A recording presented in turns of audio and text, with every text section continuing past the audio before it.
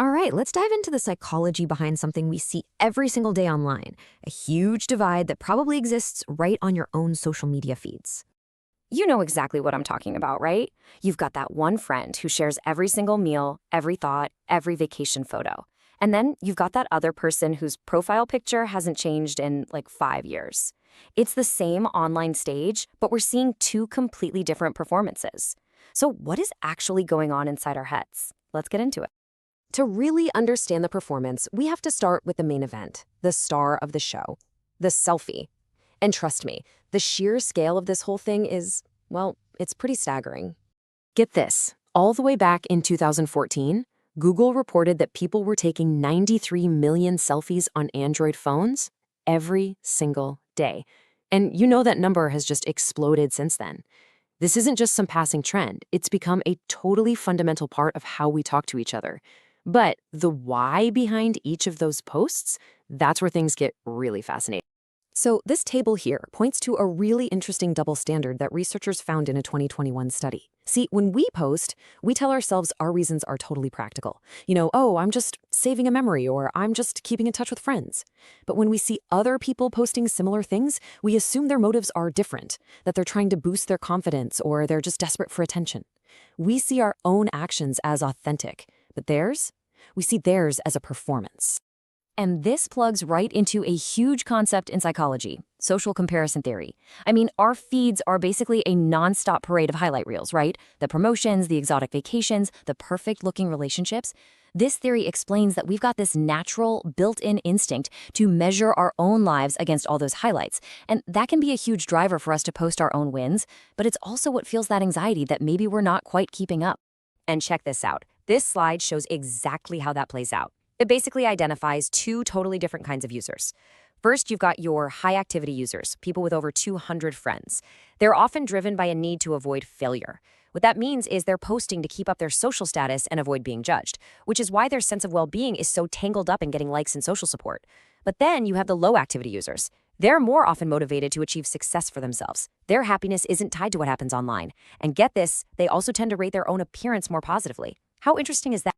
Okay, so we've looked at the performers, but what about the people in the audience? Let's switch gears and explore the really powerful reasons why some people choose to stay quiet online.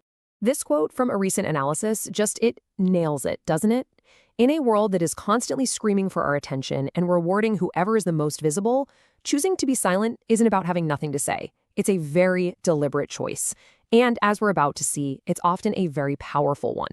So far from being shy or insecure, people who don't post very often actually share a set of really grounded traits. They tend to care more about privacy than popularity. They'd rather be in the moment than busy documenting it for everyone else. Their sense of self-worth comes from what's called an internal locus of control, which is just a fancy way of saying they don't need a bunch of likes or comments to feel good about themselves. They're the observers, not the performers. And here is a really powerful psychological reason for that. It's this idea of psychological ownership. It basically means that when an experience is deeply personal to you, it feels like it's yours and yours alone. But the second you post it online, that feeling of ownership gets a little weaker. That memory is now public, it's out there for people to like, to comment on, to totally misinterpret. So by not posting, a lot of people are just protecting the purity of their own experiences. When it comes down to it, for a lot of people, it's this simple, powerful idea. The urge to post can come from this need to prove something, to get validation that you're happy, you're successful, you're worthy. For the quiet scrollers, that validation comes from the inside. They don't need to perform their completeness for an audience because they already feel it. But this isn't the whole story. Because for some people, staying offline isn't about being present or keeping memories private. It's actually a matter of survival. Their silence, it's a shield. This quote from a Reddit user is just incredibly raw, and it reveals a much darker side to all of this. For people who have survived stalking, abuse, or other kinds of trauma, being online isn't a stage, it's a huge liability. Every post, every tag, every check-in, it's all data that could be used against them. Their silence isn't passive at all. It's an active, conscious form of self-preservation. And this kind of protection is often a really sophisticated, multi-layered strategy. It all starts with past trauma, which then forces a person to practice what's called OPSEC, or operational security, which is all about carefully managing your information to protect yourself. This can even involve things like planting fake poison data to throw off anyone who might be tracking them, or only choosing to engage on totally anonymous platforms where their real identity is safe. So, while we might see a blank profile and just assume that person is shy or just not interested in social media, it is so important to remember this. Sometimes the quietest people online are the ones who are fighting the hardest just to stay safe.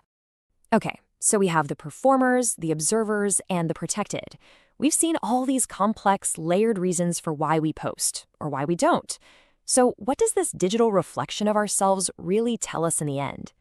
You know, when you really boil it all down, our behavior online seems to be powered by a mix of these 5 big forces. For some of us, it's all about validation and performance. For others, it's about a genuine need for connection, which we try to balance with our desire for privacy. And for some, the number one driver is, and absolutely has to be, protection. Looking at this, it's really worth taking a second to ask yourself, which of these is driving your behavior? What's the main reason you're online? There's no right or wrong answer here, of course, but just understanding your why is probably the biggest key to having a healthier relationship with this whole digital world. And maybe, just maybe, the biggest takeaway from all of this is this simple thought. In a world that is screaming for our attention, a world that rewards visibility above almost everything else, there is a deep, profound, and quiet kind of strength in choosing not to be seen. It's a choice to live your life on your own terms, whether you're doing it for peace, for presence, or for protection. And that story is worth more than any post.